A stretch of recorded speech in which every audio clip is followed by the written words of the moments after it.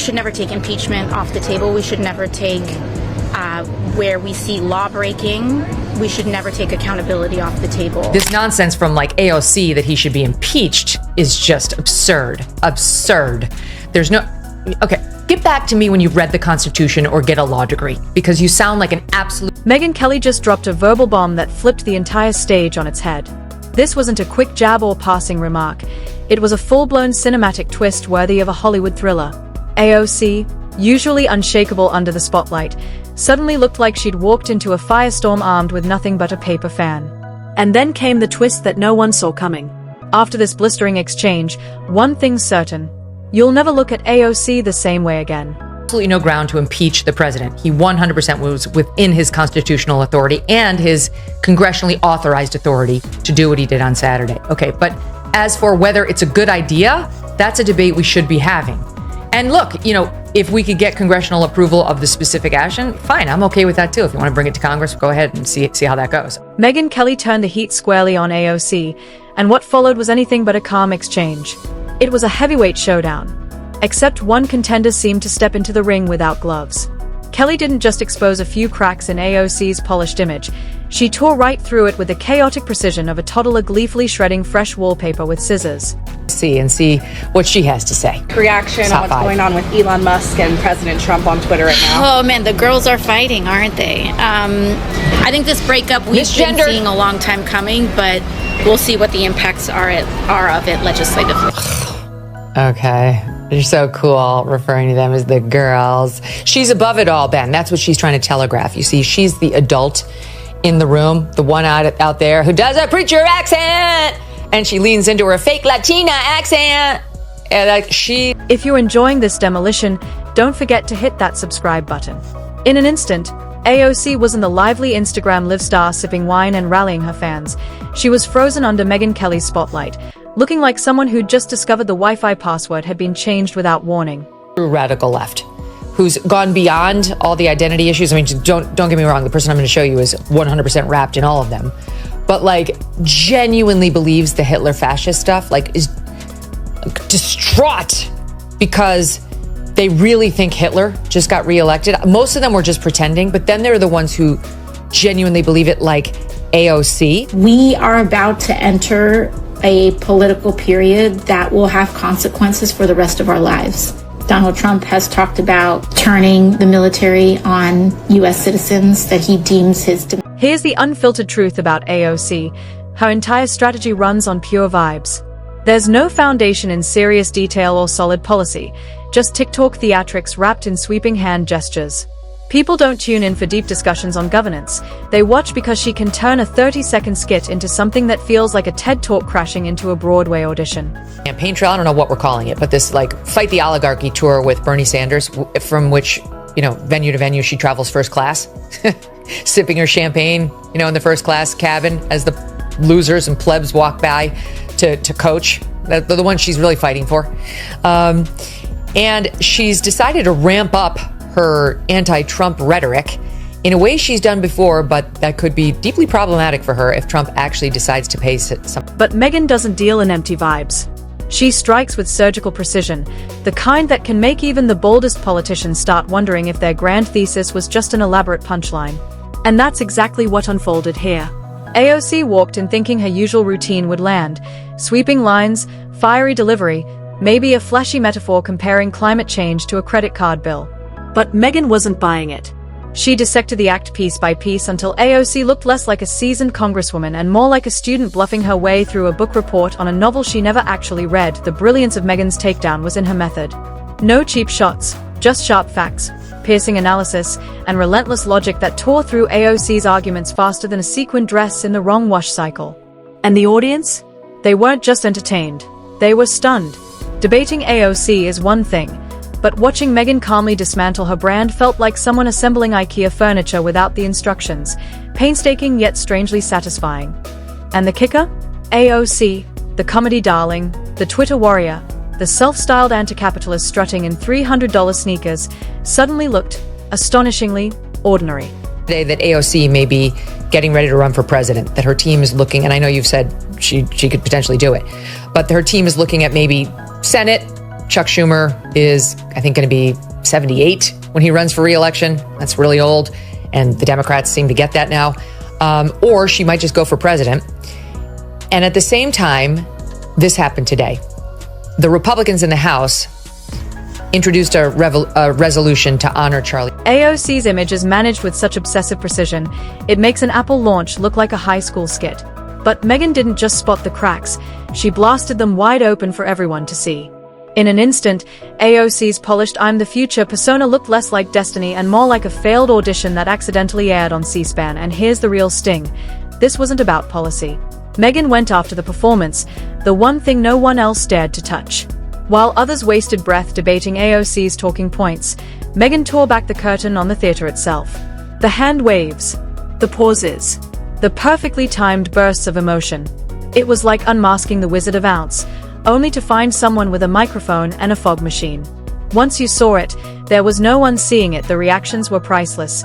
Half the room frozen in disbelief, the other half laughing in shock. Somewhere in Brooklyn, a barista was probably insisting AOC was still brilliant, even as she was getting steamrolled live. But none of it mattered. The illusion had been shattered. Megyn proved the emperor wasn't just without clothes, she was trying to return them for store credit. And the timing couldn't have been sharper. AOC had been coasting on influencer politics, where snappy clapback is treated like real action. And abusing and manipulating the stock market too.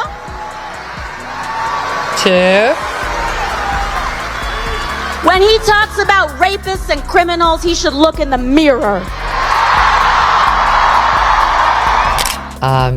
Clearly saying that Donald Trump is a racist. Rapist. She also thinks he's a racist. He's all the ists. But here, she's in deep trouble because he was not found liable for rape, and George Stephanopoulos just had to pay ABC some $15 million to When Megyn called her out, the truth hit hard. Clapbacks only work if there's substance behind them. Otherwise, it's just noise. Pure political jazz hands. And here's the burn. AOC probably thought she could spin it into her usual routine. Play the victim, rally her base, and toss in a few hashtags for flair. But this wasn't the same game anymore. Politicians get grilled on policy all the time, but rarely are they exposed for the performance itself. That's where Megyn struck gold. She flipped AOC's biggest weapon, her ability to command attention, into her greatest weakness. Suddenly, the theatrics that once made AOC magnetic now made her look like she was trying too hard. And in politics, nothing sinks faster than the scent of desperation. By the end, Megyn didn't just win a debate. She rewired the audience's perception. Because once you realize the so-called voice of the people is basically auditioning for Broadway every time she grabs a mic, you can't unsee it. It's like discovering your favorite action hero has been using a stunt double all along. There's AOC, who said the following. And beliefs were ignorant, uneducated, and sought to disenfranchise millions of Americans. Far from the working tirelessly to promote unity, unquote, asserted by the majority in this resolution. Then she voted no. She refused to join in the resolution. Consequences to her politically for doing that? I would love to have her run for president of the Democratic side. It's a contrast, right? What you see is what you get. If that's what you think can lead this country, is that where your values are? Is that what you think will continue to... And here's the real twist. This wasn't even Megyn at full throttle. This was Megyn on an ordinary Tuesday, sipping coffee while casually dismantling a politician like it was a warm-up round. Imagine the chaos if she ever aimed her full firepower at AOC. That wouldn't just be exposure, it would be political demolition. With a smile. Because once Megyn shines that spotlight, the internet never lets go. Memes flood timelines, late-night hosts scramble for punchlines, and frantic interns start racing to scrub clips from trending feeds. Spoiler, it never works. At this point, AOC's best move might be to lean into the theater completely, maybe belt out a few musicals on the house floor, jazz hands and all. At least then, people might laugh with her instead of at her. But after Megyn's takedown, the curtain dropped. The act was over. And for the first time, people began asking, wait, was this always just a performance? The wildest part? How fast the atmosphere shifted once Megyn dragged AOC under the microscope. Minutes earlier, she was untouchable, the digital icon who could do no wrong. Moments later, she looked like the myth had finally met reality.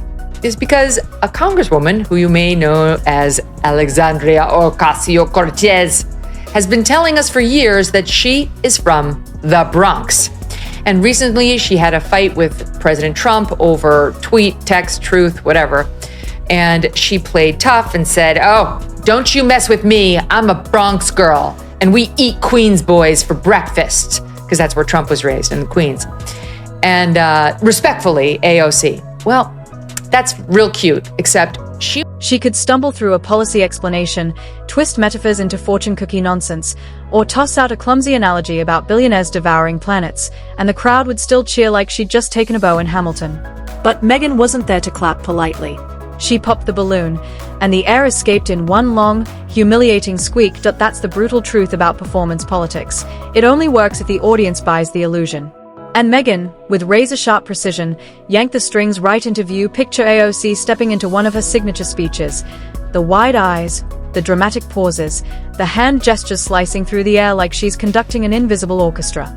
Normally, people eat it up. But this time, with Megyn exposing the formula, every movement looked rehearsed, almost robotic. It was like watching a magician perform the same card trick after you've already seen where the ace is hidden. Impressive the first time, cringeworthy by the 10th. And you could almost see AOC realizing it in real time. Her entire brand thrives on control, controlling the vibe, the narrative, and how every gesture lands. But once that control slips, even for a moment, the illusion unravels. Rest of her childhood, 1 through 12th grade, in Yorktown Heights, which is Westchester. And by any measure, it is richer, nicer, and more white collar than the Bronx, with all due respect to my friends in the Bronx. She's pretending to be a Bronx girl because she wants this to be part of her origin story, the same way as she wants now to be. Once Megyn ripped away that control, the whole act began to crumble. Suddenly, AOC didn't look like a fearless revolutionary leading a movement. She looked like a nervous drama student forgetting her lines mid-performance. Megyn calmly dismantled her playbook, one exaggerated gesture at a time, and that only made the fall harsher. AOC thrives on villains. She needs her opponents to play the cartoon bad guys that fuel her fire. But what happens when the opponent doesn't take the bait? When she just stands there smiling, pointing out that the emperor is flailing with jazz hands in an empty room. There's no fiery clash, just silence, and the sharp hiss of credibility leaking away. Her loyal fans rushed to defend her, flooding Twitter with threads longer than college textbooks, twisting themselves into knots to insist she wasn't exposed, that Megyn was unfair, that it didn't matter. But here's the irony. The harder they tried to explain it away, the clearer the cracks became. Because if it takes a 42-part essay to convince people someone wasn't humiliated, they absolutely were. Was growing up, and her lies are coming to the fore. So, among other things, Benny Johnson, who's hilarious, and he's a great Twitter follow and has a great show, went to Yorktown Heights just to take a look and to talk to some folks there about AOC and what Yorktown is like and so on. And now some of her schoolmates, separate and apart from Benny. Meanwhile, Megyn sat back and let the chaos spiral, probably sipping her coffee like a queen surveying the battlefield. That's the beauty of a flawless takedown. You don't need a second strike when the first blow keeps echoing on its own. Clips replayed nonstop. Memes spread like wildfire. Every conversation dragged AOC's performance back into the spotlight. And with each replay, it somehow looked worse. It was poetic. Really. Like a gymnast landing a perfect triple flip, only to faceplant while waving to the crowd. Nobody remembers the flips. They remember the crash. The media reaction was even funnier. Outlets that usually wrapped AOC in bubble wrap suddenly started whispering, well, maybe she does rely a little too much on theatrics. Oh, now they admit it.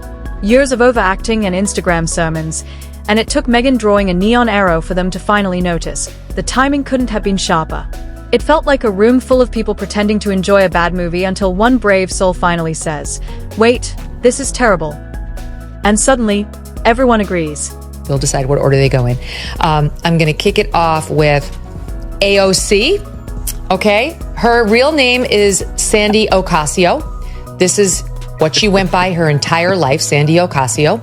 And Only when she decided to run for office did she decide to suddenly become Alexandria Ocasio-Cortez and lean into her Puerto Rican history, where her mother was born in Puerto Rico, but her father was born in New York City.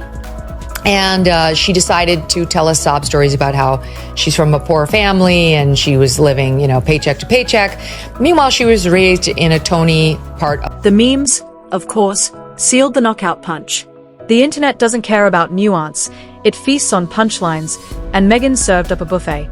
Clips of AOC's frantic hand waves now loop under circus music. Her dramatic pauses get replayed into endless cringe compilations. Screens freeze her mid-expression with captions like Oscar-worthy performance and zero substance, zero details. Once the internet grabs hold, credibility isn't just dented, it's roasted, gift-wrapped, and archived forever. Every grand gesture suddenly looks fake. Every pause feels scripted. Every speech sounds less like politics and more like an audition monologue. And that's when it all cracked wide open. AOC's carefully managed image shattered.